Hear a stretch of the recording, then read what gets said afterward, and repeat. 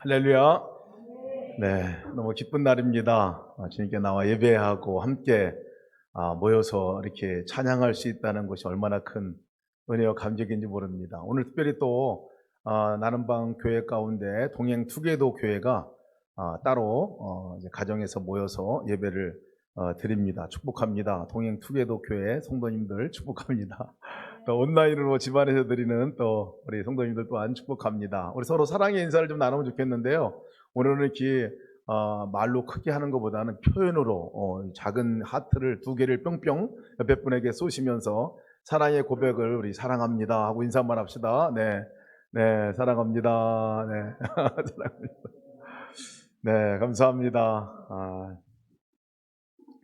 코로나 때문에 많이 또 2차 감염 우려 때문에 지금 2주간 또 우리가 또 특별한 기간을 또 보내고 있습니다. 잘 또 지켜주시고 따라주셔서 너무나 감사를 드립니다. 건강하시고 또 하나님의 은혜가 더 넘치기를 또 기도합니다. 지난주에 저희가 계속 예수님을 만난 사람들 시리즈로 말씀을 나누고 있는데, 지난주에 우리가 함께 나눴던 말씀 여러분 기억하세요? 마가 다락방에서 있었던 최후의 만찬 이야기를 함께 나눴습니다. 세족식 이야기 가운데서 제자들의 이야기를 함께 나눴는데요. 말씀을 이렇게 묵상하다 보니까 표현을 우리가 최후의 만찬 이렇게 표현을 많이 하잖아요. 근데 또 오늘 성경 말씀을 읽다 보니까 최후의 만찬이 진짜 그때가 최후의 만찬이었나 이런 질문이 생겼어요. 주님이 돌아가시기 전에 최후로 만찬을 가진 것이 그때가 맞는 것 같아요. 마가다락방에서. 근데 진짜 최후의 만찬은 아니더라고요. 진짜 최후의 만찬은, 성경에서 나온 최후의 만찬은 오늘 우리가 성경 읽은 본문의 말씀, 이 말씀이 최후의 만찬이었어요.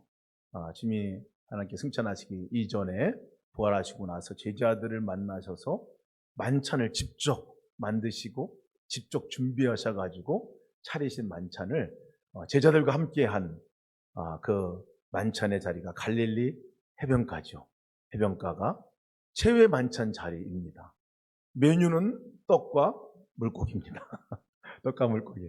그래서 제가 성지순례 때 그걸 가봤어요. 가봤더니 거기에 그 기념하는 교회의 돌판에다가 글이 하나 쓰여져 있어요. 뭐라고 써 있냐면 멘사 크리스토스 이렇게 써 있어요. 멘사 크리스토스. 그 말은 그리스도의 식탁이라는 말이에요.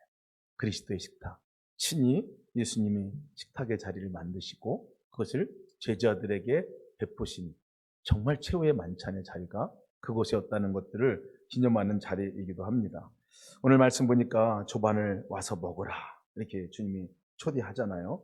그리고 그들에게 생선도 주고 떡도 주면서 함께 식사를 나누는 이 자리, 가장 아름다운 자리가 아닐까 싶습니다.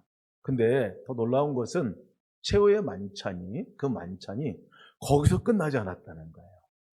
그렇게 주님과 제자들이 식탁의 자리에서 함께 식사를 나누는 것이 거기서 끝난 것이 아니라, 우리가 너무나 잘 아는 우리 성경 말씀 보면 그것이 오늘도 변함없이 그 만찬의 자리의 초대로 우리를 부르시고 계시다는 것들을 우리가 기억할 수 있습니다. 불자다 내가 문 밖에 서서 두드리노니 누구든지 내 음성을 듣고 문을 열면 내가 그에게로 들어가 그로 더불어 먹고 그는 나로 더불어 먹으리라.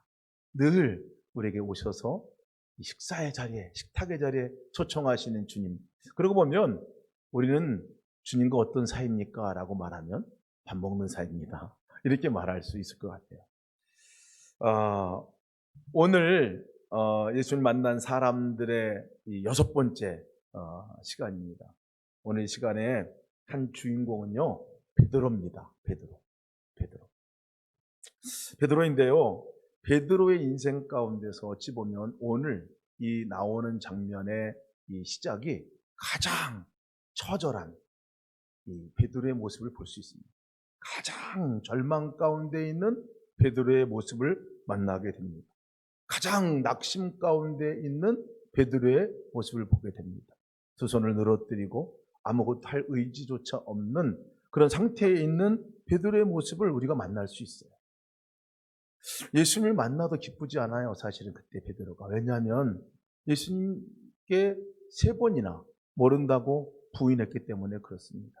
그 자책감이 얼마나 컸을까 생각이 듭니다. 수제자인데 예수님을 모른다고, 그것도 여종, 작은 여종에게 와서 질문했을 때 모른다고, 그것도 세 번째는 저주까지 해가면서 모른다고 했더니 베드로의 이 심정이 도대체 어땠을까?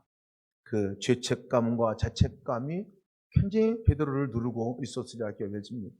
두 번이나 예수님을 만났어요. 부활하시고 나서 두 번이나 예수님을 만났는데도 불구하고 이 베드로가 그렇게 그 두 번 만남의 사건이 큰 의미가 있었다 하는 것들이 성경에 나오지 않습니다. 오히려 두 번 예수님을 부활하신 후에 만났는데도 불구하고 오늘 보면 그 만난 예루살렘에서 떠나 갈릴리에 와가지고 옛날에 자기가 일했던 그 자리로 와서 다시 직업이 복귀된 것 같은 그런 모습으로 그려지고 있습니다. 고기를 잡는 베드로의 모습이에요. 사명자이고 제자인 이 베드로의 모습보다는 그냥 어부의 모습이에요. 그런데도 아주 그나마 자기가 이제 실망한 가운데 자기 스스로에게도 실망하고 예수님도 돌아가셨다 생각하고 이가 와가지고 지금 있는 그 베드로, 이 베드로가 그나마 잘할 수 있는 게 고기 잡는 일이었는데 고기 잡는 것도 밤새도록 고기를 잡았는데 한 마리도 못 잡았다. 여러분, 이 꾼이라고 그러잖아요. 꾼, 이 전문가. 베드로는 고기 잡는 꾼이에요. 전문가예요. 그런데 한 마리도 못 잡았다는 것은 그의 마음이 도대체 또 어땠을까 생각이 듭니다. 그나마 마지막 하나 붙들고 그래도 이거라도 하자 하고 왔을 것 같은데 그곳에서 베드로는 한 마리도 못 잡았어요. 오늘 성경 말씀은 한 마리도 못 잡았다고 얘기하지만 어제는 어땠을까? 그제는 어땠을까 생각해 보면 거의 비슷한 상황이었지 않을까 생각합니다. 아무 생각 없이 그냥 그물을 내리고 마치 절망하면서 있는 이 베드로의 의욕 없는 모습을 그대로 볼 수가 있습니다. 실패자의 모습이죠. 완전히 실패한 한 사람의 모습입니다. 그 모습을 오늘 성경에서 만납니다. 이 베드로를 만납니다. 근데 오늘 이 본문의 말씀은 요한복음 21장이에요. 사실 요한복음은 20장으로 끝나도 되는 성경입니다.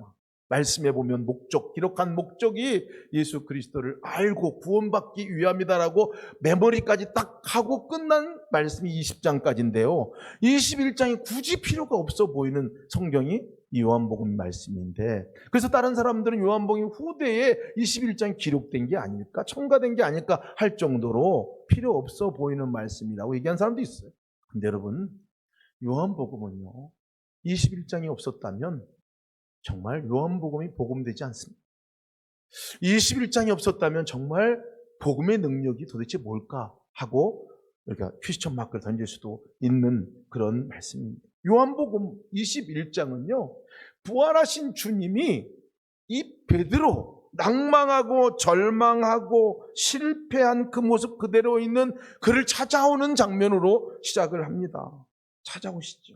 팔을 떨어뜨리고 힘이 빠져있는 베드로에게 찾아오셔서 주님이 그렇게 말씀하시는 거예요. 밥 먹자 하고 말씀합니다. 너 얼마나 힘드냐? 너 괜찮냐? 하고 주님이 물으시는 거예요. 베드로에게.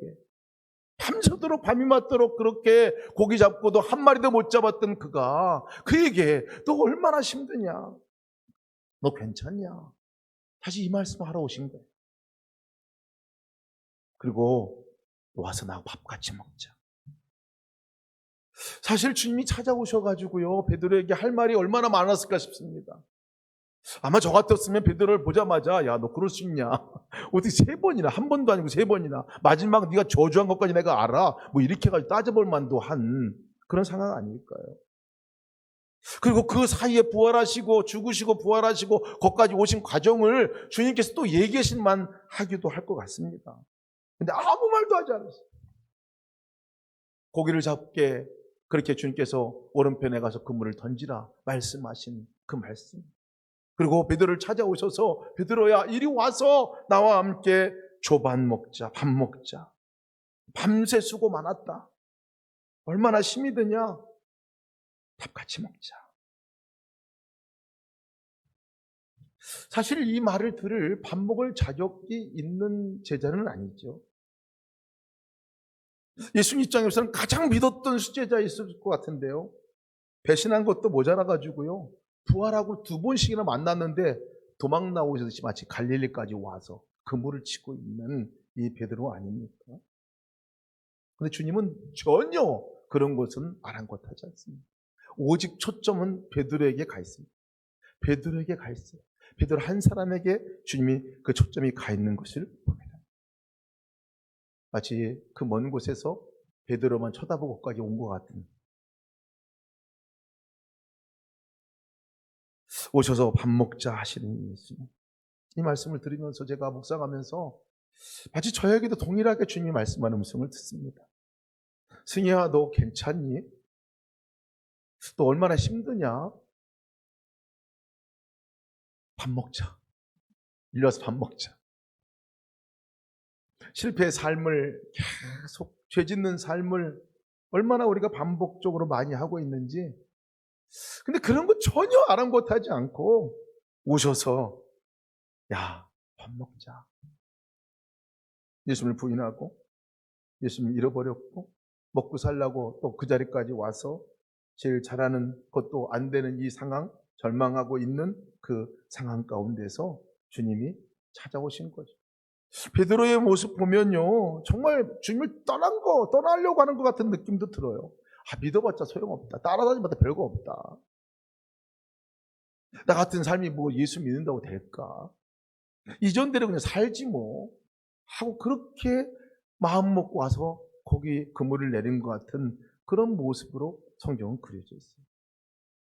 근데 그것을 찾아오셨습니다.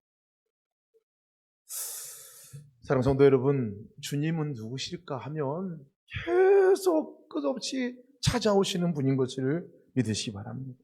찾아오시는 분. 다윗도 그렇게 죄짓고 자기가 절망 가운데서 어둠 가운데 있을 때에 주님이 찾아오셨어요. 하나님. 그래서 다윗은 이런 고백을 합니다. 정말 자격 없는 사람인데 자격 있는 사람같이 자기를 찾아오신 그 하나님을 향해서 내가 주의 영을 떠나 어디로 가며 주의 앞에서 어디로 피하리이까? 내가 하늘에 올라갈지라도 주님이 거기 계시며, 이 말은 하늘에 올라갈지라도 거기까지 찾아오시며, 수월의 내 자리를 펼지라도 거기 계시며 거기까지 찾아오시며, 내 배가 새벽 날개치며 바다 끝에 가서 거주할지라도 거기까지 찾아오시며, 거기서도 주의 손이 나를 인도하시며 주의 오른손이 나를 붙드니이다. 절망에 있는 다윗도 주님 만나니까 이런 고백을 할 수가 있더라. 우리가 하나님을 만나고 또 하나님을 믿으면서도 오해가 많습니다. 하나님에 대한 오해가 많아요. 그중 가장 큰 오해가 뭐냐면 하나님이 나를 떠나실 것이라는 오해입니다. 좀 잘못하면 나를 떠날 것 같다 하는 이 오해예요. 여러분들 어떠실지 모르겠지만 저는 이 오해가 오랫동안 지속됐어요. 잘해야 주님이 찾아오시는 거고, 잘해야 축복해 주시는 거고, 조금이라도 같은 것 잘못하면, 죄지면 하나님 벌하시고 야단치시고, 정말 본질적으로 야단치는 걸 떠나가지고 그분이 나를 좋아하지 않으시고 떠날 것이다, 이 생각을 갖고 있었어요. 그것이 깊숙한 마음뿌리 가운데 있었어요. 근데 사실 따지고 보면요, 뭐 육신의 부모님도 그러지 않으세요? 육신의 부모님도 그러지 않거든요, 사실. 자식들 보면, 여러분 자식들이 뭐 잘해서 자식입니까? 부모, 지들이 한 게 뭐 있다고. 죄송합니다, 이 표현은. 다 지 거야, 자기 거예요. 그죠? 맡겨놓은 것 같이 달라 그러고, 정말 더 이상 해줄 것이 없는데도 와서 또 달라고 그러고, 숙박비도 안 내고 떵떵거리고 사는 사람들이 자녀들 아니에요? 제일 또 부모를 무시하는 게 또 자녀들이에요. 그러니까. 제일 부모를 무시해. 딴 데서는 그렇게 무시당하지 않잖아요? 근데 꼭 자녀들은 부모를 핍박하더라고요. 부모들 핍박하고 얘기하고. 지가 잘못해놓고서도 정말 좀 지나고 나서 아무런 문제 없이 그냥 살잖아요? 그런 자식을 여러분 쫓아냅니까? 쫓아내지 않아요.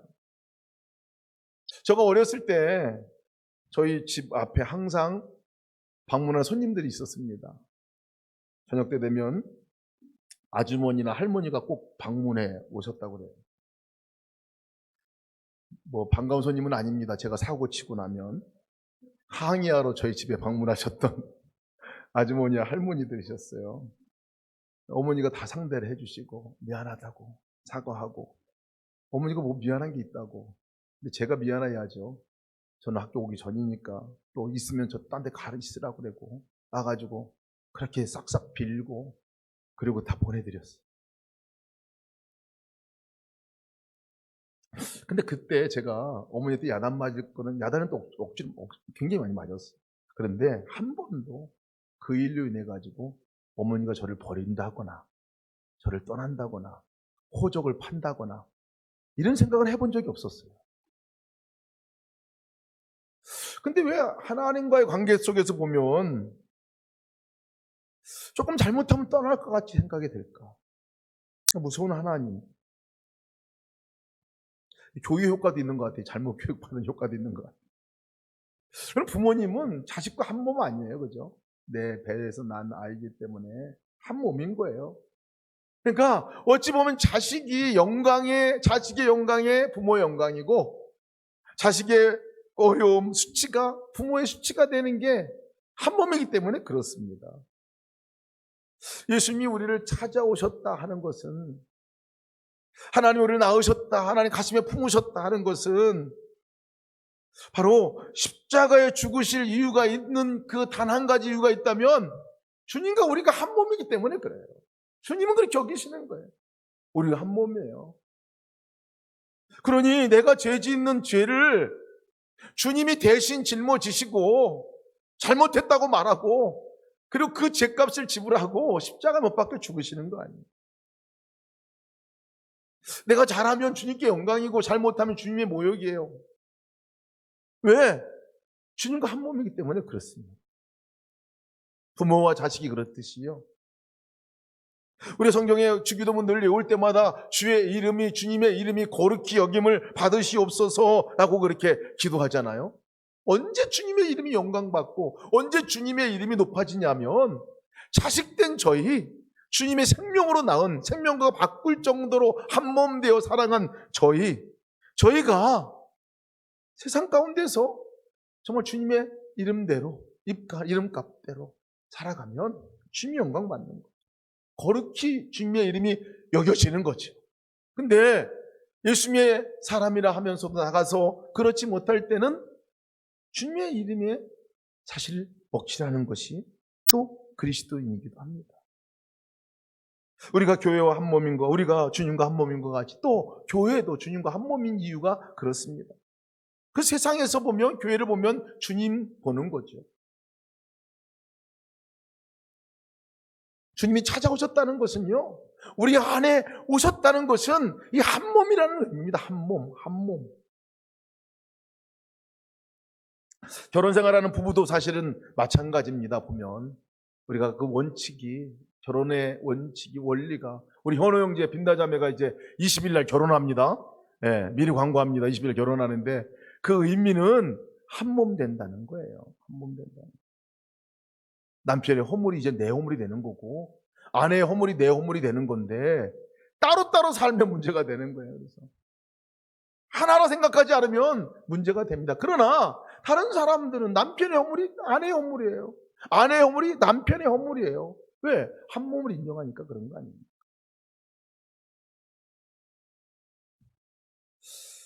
정말 하나님에 대한 오해,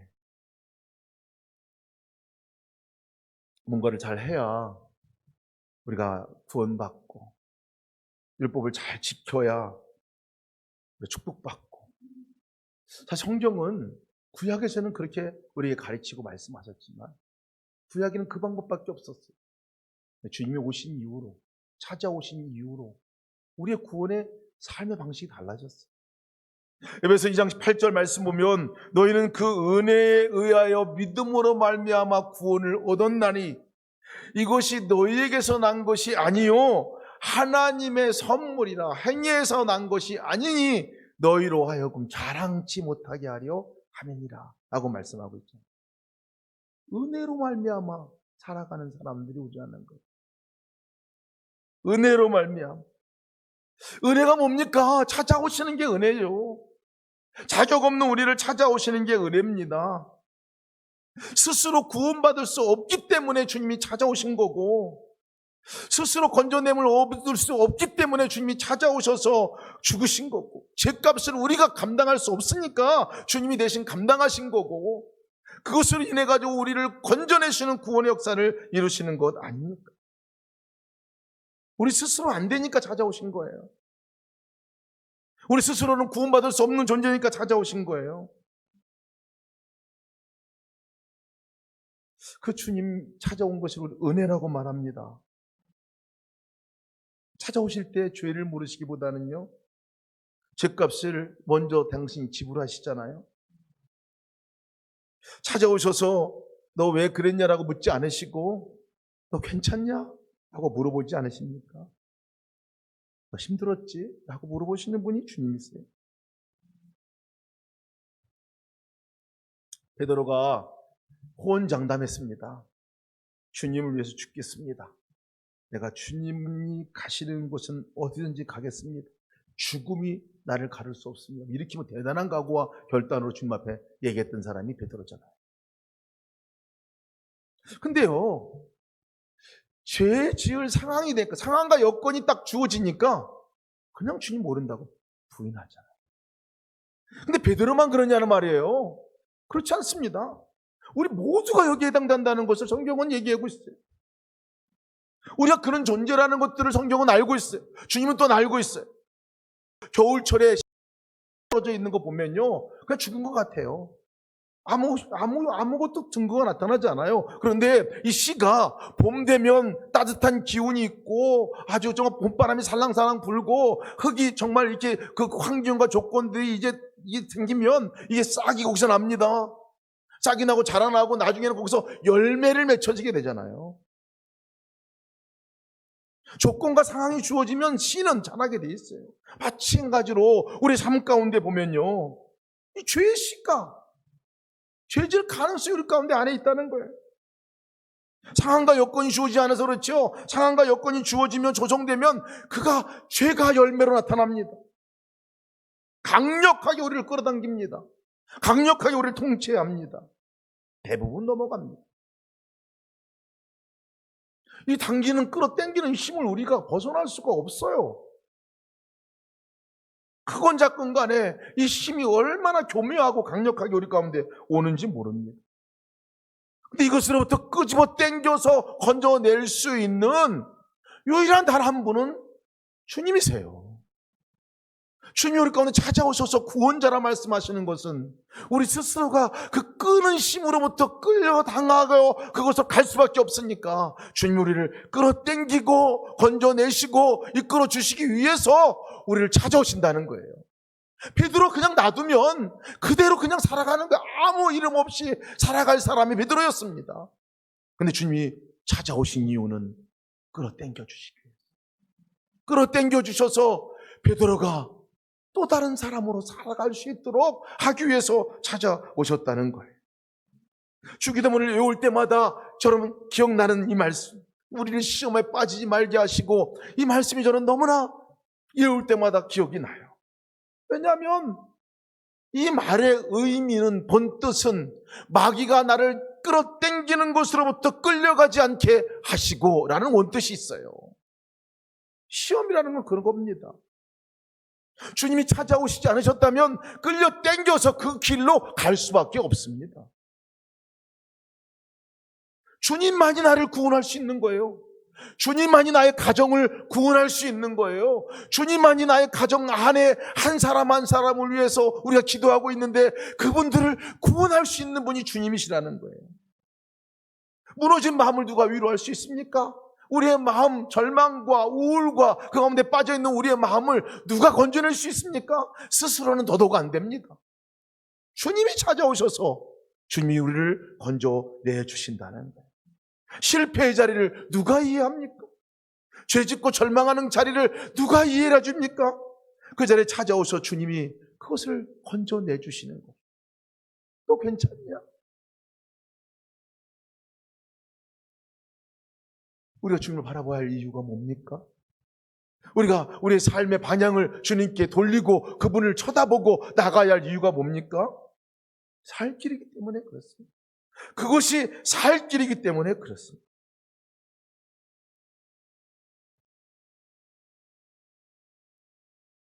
놀라운 소망은 그분이 우리와 함께 살아주신다고 하는 겁니다. 살아주시러 오신 거예요. 그거 알면서도 내가 그에게로 들어가서 그로 더불어 먹고 그는 나로 더불어 먹으리라. 오늘도 밥 먹자고 주님께서 우리를 초청하십니다. 주님과 밥 먹는 길이 진정한 행복의 첫걸음인 것을 믿으시기 바랍니다. 우리가 진짜 항상 기뻐하는 삶을 언제 누릴 수 있습니까? 그분과 밥 먹을 때. 밥 먹는 친밀한 교제가 있을 때입니다. 눈을 마주치고 함께하는 그 순간이 진정한 우리의 기쁨을 얻을 수 있는 유일한 길이에요. 우리의 입술 가운데서 감사, 범사에 그것이 어렵고 힘든 상황 중에서라도 감사할 수 있는 것은 언제 감사할 수 있습니까? 주님과 밥 먹을 때, 눈 마주치고 함께할 때 우리 말이 바뀌어지지 않습니까? 이 세상에서 가장 능력 있는 사람이 누굴까? 누가 가장 능력 있는 사람이겠습니까? 주님과 밥 같이 먹는 사람이에요. 주님과 밥 같이 먹는 사람이에요. 인맥이 탄탄하잖아요. 확실한 인맥이잖아요. 밥 같이 먹는 사람, 주님. 가장 능력 있는 사람, 가장 우리가 할 수 있는 최고의 일이 있다면 주님을 향해 손을 내미는 겁니다. 주님의 이름을 부르는 겁니다. 주님을 바라보는 거지. 가장 미련한 사람은 또 누굴까요? 함께 와 계신데도 불구하고, 함께 계신데도 불구하고, 떠나지 않는데도 불구하고 그냥 쌩까고 지내는 거예요. 모른 체하고 지내는 사람입니다. 아예 안면 무시하고. 요즘에 참 이게 안면 인식이 참 어려워요. 그죠? 마스크를 쓰고 있기 때문에 안면 인식이 참 어렵더라고요. 목소리 들어야 할 때가 많습니다. 우리의 주님이 우리 가운데 오셨는데 무시하고 지내면 안 돼요. 밥 먹자고 하는데 바쁘다고 밥 나중에 먹자고 하면 안 된다는 거예요. 매일매일 매 순간순간 초청하시는 주님의 그 초청을 들으시길 바랍니다. 베드로와 주님이 식사를 마치고 나서 그 다음에 대화가 아주 중요한 대화를 주님과 베드로가 합니다. 거기에 7명의 제자들이 있었어요. 그런데 오늘은 작정하고 오신 것 같아요. 아예 베드로를 타겟을 하고 오신 것. 사실 이 주님이 이 대화는요, 불편한 대화입니다. 엄청 찔리는 질문이기도 하고요. 마치 책망과도 같이 느껴질 수 있는 질문이기도 합니다. 그런데 여러분, 이 대화가 얼마나 중요한 대화인지 모릅니다. 사랑과 용서가 있고요. 소명을 주시는 놀라운 순간을 맞이하는 대화입니다. 베드로의 삶이 이 대화로 말미암아 이 같이 밥 먹고 같이 주님과 이 대화를 끝내고 나서의 삶으로 완전히 바뀌어지고 송두리째 변화가 된 것이 이 사건입니다. 이 대화는 마치 딴 사람 같았으면 이렇게 할 것 같아요. 야, 밥 먹었으니까 이제 할 얘기 좀 해보자. 너 우치 3번 나를 모른다.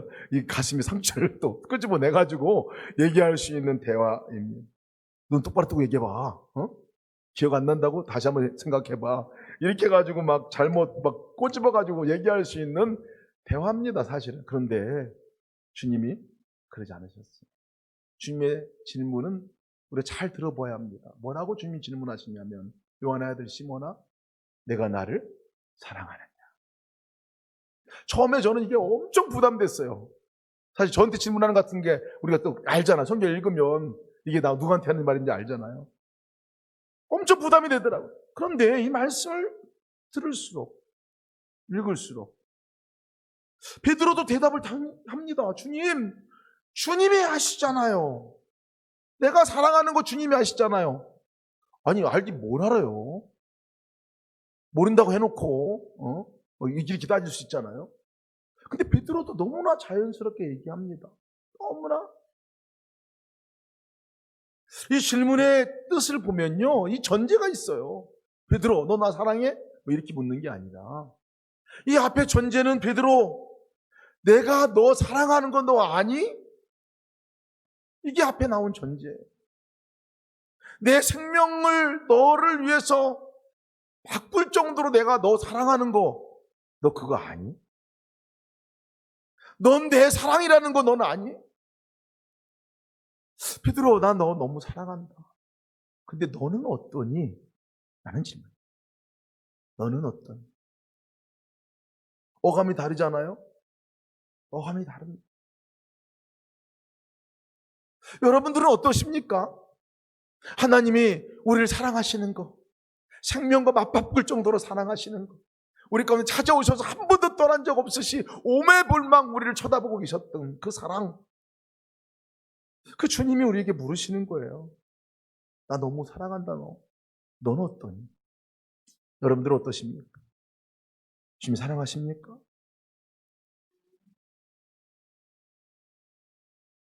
이것은 꼭 프로포즈와 같습니다. 저는 그래서 마치 이 장면이 이 베드로에게 예수님이 사랑의 프로포즈를 하는 것. 모른다고 배신하고 도망간 제자 베드로에게 절망하고 낙심해 있는, 루저같이 지내고 있는, 찌질이같이 지내고 있는 이 베드로에게 주님이 오셔서 프로포즈를 하는 거예요. 제자이지만 껍데기뿐인 제자 아닙니까? 자격 없는 제자 아닙니까? 근데 그 제자에게 와셔서 프로포즈하는 것 같은 장면인 거예요. 너 나의 전부다. 나의 사랑이다. 너는 어떠니? 라는 이 질문입니다. 베드로가 대답합니다. 예, 주님이 나를 사랑하시는, 내가 주님 사랑하는 거 주님이 아십니다. 아마 그전 같았으면 이 고백 못했을 거예요. 주님과 밥 같이 안 먹었으면 이 고백 못했을 것 같아요. 베드로가 고백할 수 있는 용기가 있었던 것은 주님이 찾아오셔서 괜찮냐고 물어봐 주시고, 밥 같이 먹자고 얘기하시고, 손수 밥을 차리시고, 불 피워놓고 거기에 떡을 준비해 주시고, 떡이 아니 빵이죠. 그 당시 빵을 준비해 주시고, 그리고 물고기를 구워서 준비해 놓고 먹이시고, 그런 주님과 대화를 나누면서 비록 자기가 주님을 배반했지만 그 안에 정말 주님을 향한 사랑이 다시 올라오는 것들을 베드로는 그때 경험했을 것입니다. 사랑한다고 고백할 자격 없지만 베드로는 용감하게 고백할 수 있었어요. 주님이 아십니다. 예, 제가 주님 사랑합니다. 라고 고백을 했습니다. 주님이 너 나를 사랑하느냐라고 물어보실 때 이 사랑하느냐고 물어보시는 물음은 완벽한 사랑을 요구하는 질문이 아닙니다. 흠없는 사랑을 해달라는 질문도 아닙니다. 실패하지 않는 사랑을 요구하는 질문도 아니에요. 내가 너 너무 사랑하는데 그냥 사랑한다고만 얘기해줘. 마치 구걸하듯이 질문하는 질문과 같이 느껴집니다. 그 프로포즈를 오늘 우리에게도 하십니다. 여러분 주님 사랑하십니까?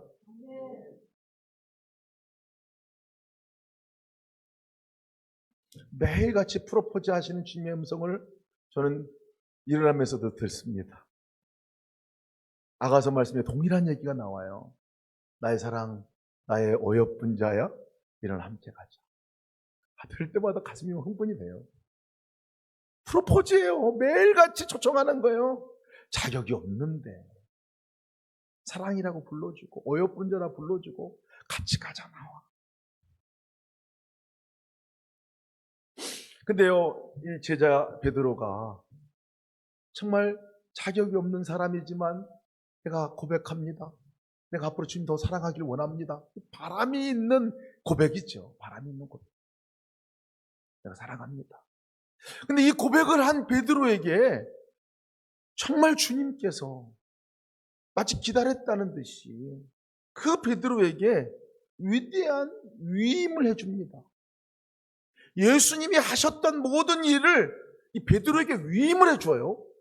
베드로에게, 자격 없어 보이는 이 베드로에게 뭐라고 했냐면, 베드로야, 내 양을 먹이라, 내 양을 치라, 이렇게 얘기합니다. 이건 선한 목자만 할 수 있는 일이에요. 예수님만 하셨던 일입니다. 하나님의 영역이에요, 이거는. 그런데 이 위임의 명령을 베드로에게 합니다. 베드로야, 너 이 일 해다오. 네가 이제 할 거야. 내 양을 먹이라, 내 양을 치라 하는 말씀은요, 명령이기도 하지만 성경의 명령은 다 언약입니다. 그렇게 네가 될 거야 라는 언약의 말씀이라는 거예요. 여러분, 결혼식장에서 부부가 함께 결혼 서약을 하면 한 몸이 되는 것과 같이, 마치 다시 한번 이 자리에서 주님과 함께 너 사랑합니다라고 고백한 그 베드로에게 주님이 이제 한 몸이야, 너와 나는 한 몸이야, 내가 네 안에 거하고 내가 내 안에 거하고 너가 내 안에 거하는 거야, 한 몸이야 하는 서약식과 같습니다. 그러지 않고서는 어떻게 위임을 할 수 있겠습니까? 그러지 않고서는 주님 하셨던 모든 고난을 베드로에게 인계해 줄 수 있겠습니까? 한 몸의 서약식과 같아요. 주님의 동역자로, 함께 일하는 자로 불러주시는 거예요. 베드로 심으로는 스스로 할 수 없는 일입니다. 어떻게 양을 먹이고 어떻게 양떼를 주님이 하셨던 그 일을 그대로 할 수 있느냐 말이에요. 근데 사랑의 고백은요, 한 몸 된 서약과 같이 그 고백으로 주님이 함께 계신 것을 확인하게 됩니다. 주님이 함께 계신 것을 확인하게 되고 인정하게 되니까요, 그 주님이 비로소 나와 함께 내 삶 가운데 주님이 하시는 일들을 주님이 하시게 된다는 것입니다. 존재의 변화입니다. 존재의 변화예요. 우리는 그런 일을 할 존재가 아니에요. 그런데 주님은 너가 그 일을 하게 될 것이다.